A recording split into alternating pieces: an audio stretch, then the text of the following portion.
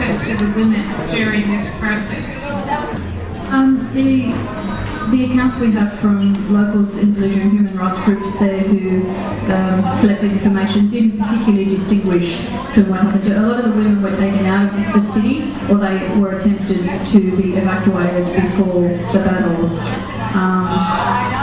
One of the frustrating things was that before each siege began, the US forces basically said to the communities, just go and leave, go, get out of there. And then they said, oh, except if you're a male aged from 18 to 50. And so they weren't allowed to leave. And I was at a checkpoint once trying to get people out of Fallujah, and a soldier said to me, we want them all in there together to finish them off at once. So the women, though, many were able to get out before those sieges. So I don't have too much specific information on that, except for the accounts we have. We have some vignettes from about maybe, I think we've got 8 personal stories from accounts of those attacks, and I think 4 of them are from women, so half of them from women, and so those stories are... There's a second question. It says, gentlemen, you're number 3 or 4. Yeah, the issue of enriched uranium, please, would you elaborate on that? Not being scientifically minded myself, all I can do is refer to the study that suggested that. So there was a study done on hair samples and teeth of parents of babies that were born dead or with deformities. So this study expected to find evidence of depleted uranium in those hair samples.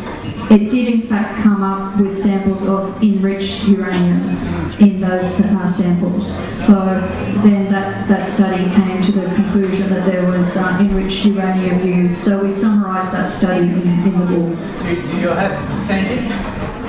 Do you have a percentage enriched? No, I'd have to look it up. But so then that you enriched, so that indicated to Ross, who's familiar with the weapons that were used, that he believes that there was a particular type of weapon that was experimented with using enriched uranium. Yeah, just to add to that, Chris Busby, who was responsible for that particular piece of research, epidemiologist, he was surprised by his own findings, wasn't he? And he didn't expect to find this. That enriched uranium was there. But the depleted uranium was also used mainly as armour plating for tanks and for the tips of bullets so they could penetrate the armour more readily. But obviously both sources emitted very toxic radioactivity, so that's what's caused the problems. But the conclusion that Chris Busby came to essentially was that the use of depleted and enriched uranium caused these terrible congenital birth deformities that Donna has talked about, and additional problems. And he makes clear that he doesn't know what type of weapons were used with enriched uranium. So there's still speculation around that. What we do know that as a theatre of war, that Iraq was used as an experiment, as a giant experiment to test out many different forms of weaponry which hadn't been used in other theatres of war. Hello. In regards to the last question there, who will be held accountable? Jim Molan and all the other dogs of war that were sent there were actually sent there by politicians. In particular, Blair, Howard, and George Bush. Now, George Bush has a bit of an asylum. The Americans don't like to give their leaders away to others to be held accountable. But we, as signatories to forget the agreement, treaty, we actually have an obligation to, if we do have war criminals or people who have committed forget the term, acts of war or atrocities, we're obliged to hand them over to the International Court of Justice. International Criminal Court. International Criminal Court, okay? Now, people like Howard and even people like Tony Abbott. Tony Abbott used to be the thug in the Liberal Party to do the dirty work of people like Tony Abbott, John Howard. Now, why aren't these people, for example, named and shamed? And secondly, for even people like Jim Molan or anyone else is involved, even though they're protected by, for example, what you said earlier that Jim Molan was promoted to being a senator now, the more we name and shame them, even though they talk about they may be protected under anti-defamation laws, is the act of naming and shaming a form of retribution or keeping them accountable if they're not going to be sent to courts to be held accountable for their own actions? Could you give us your suggestions on that? I think we should name and shame as much as we can. Yeah, absolutely. If I ever meet John Howard, I'd love to do a citizen's arrest if anyone would cooperate with me.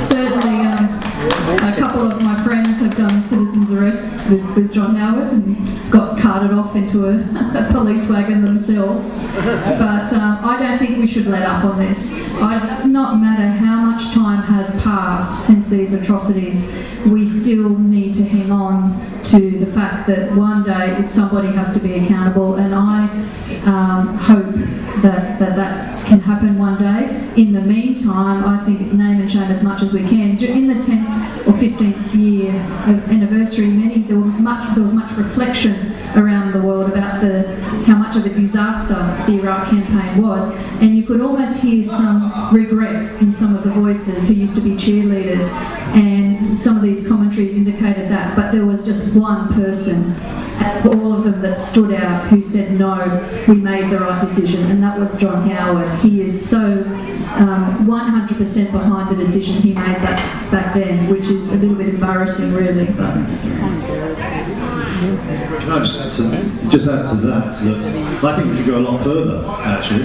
Anna and Dottie Roy, during the course of the Iraq conflict, put together a People's Tribunal, and they found guilty not only Howard, Bush and Blair, but also the CEOs of corporations who produce particular weapons that have maimed and killed probably around 1 million people, as a conservative estimate of people lost their lives, and you can triple that number in terms of severe injuries around Iraq and the destruction to entire society, but also their political colleagues who actually voted and supported for that illegal invasion to actually occur. And people like in America, certainly Hillary Clinton and others.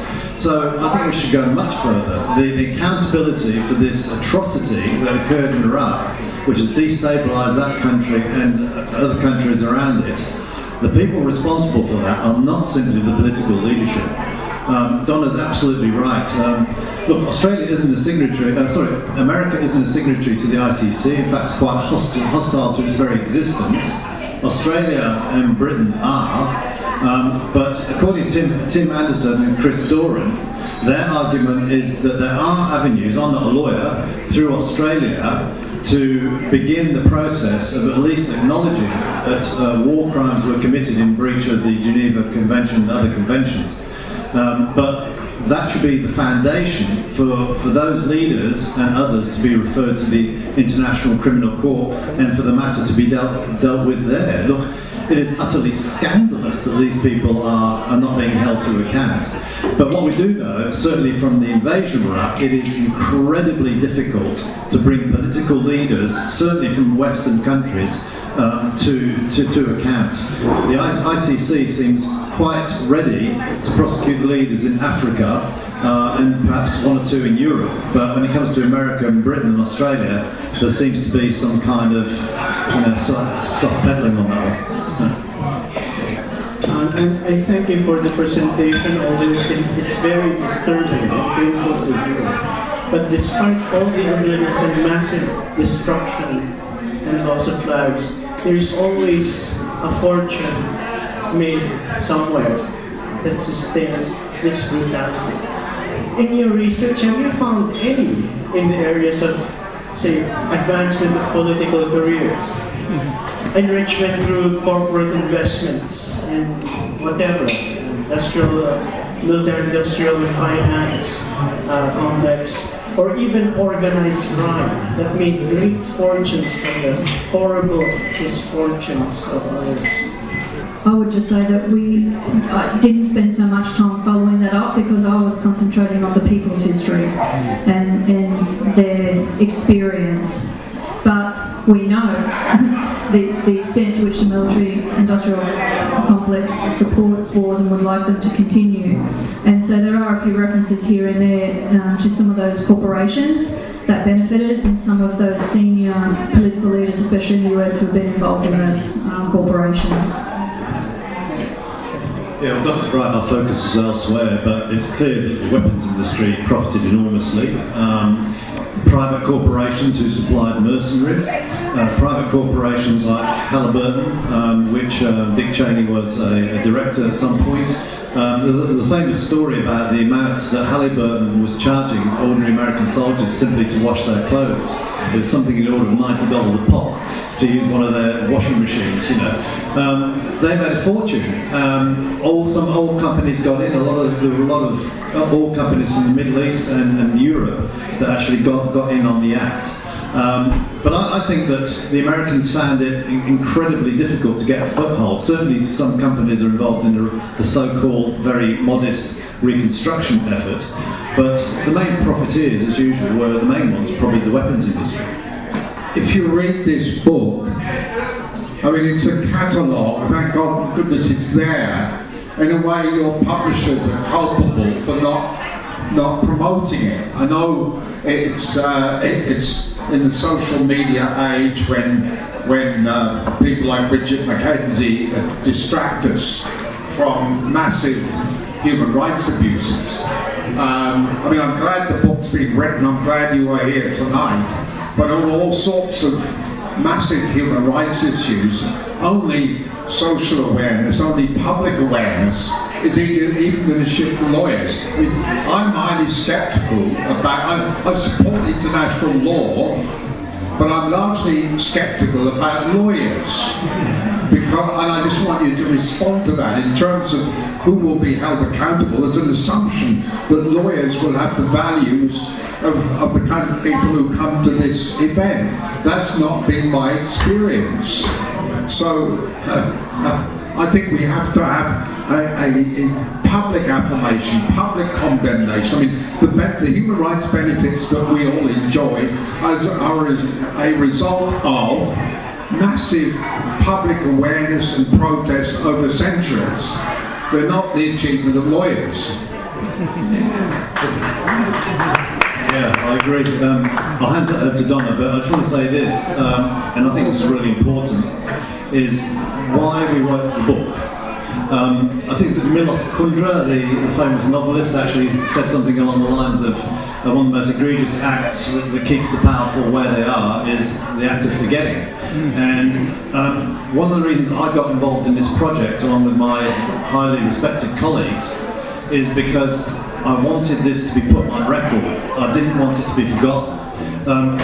Donna and I would talk about this a decade ago, whenever it was, and I personally was really determined that through the great work of Donna and Ross, that we would make sure that this would be accessible forever. We're coming to the 16th anniversary of the illegal invasion occupation of Iraq. This book, even despite its modest sales, will be there. It's on record, it will be in libraries, it will be accessed by students and academics into the future. And that's the value of this project. And I'm extremely proud of the work, certainly that Donna and Ross have done to make this happen.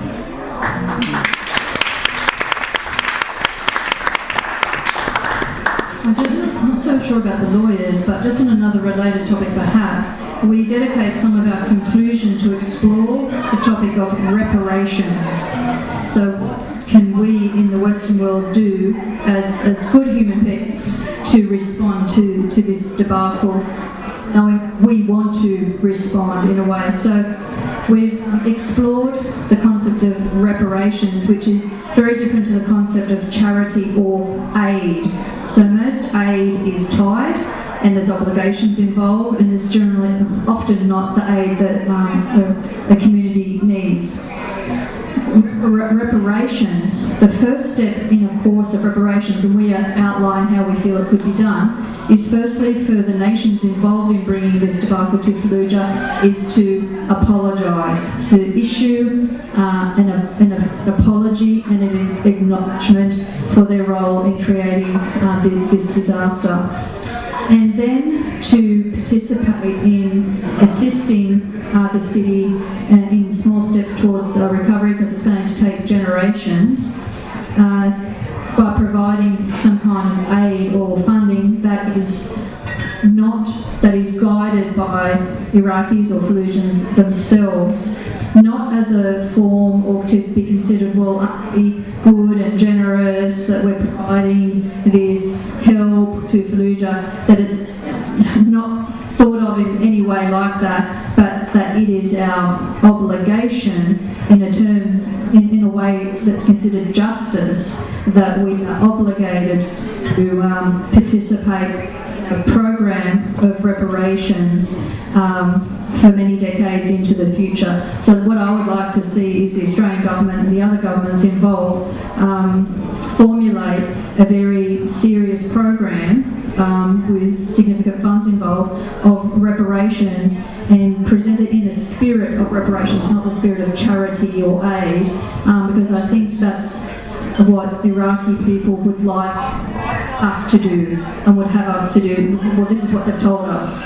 So even they're a bit embarrassed about receiving money. They say Iraq is a rich country. We have oil, we have resources, but it would be great if you could acknowledge and even apologise for the harm and the destruction done to so many. So perhaps this is a concept that Ross is involved in and that we are pushing and hoping to build on this concept of reparations. Thanking Donna, I said earlier that I made that comment about the title of her work. I'm grateful to you, Donna, for the sense of principle and courage and commitment that you show concerning the philosophy and practice of non-violence, and also your commitment to universal human rights. Without that, we're lost. And to Richard, perhaps I should remind my colleagues here that Richard's the director of the Nagara Institute in Molan, and when they hold politics in the park there, he is ashamed if there's less than 200 people turning up. And every time I've been there, you couldn't get into the place, and there were over 200. Of course, there's very few people live in Sydney by comparison with Molan. That's the only kind of conclusion I can make. Thank you both for coming. Thank you for what you've done.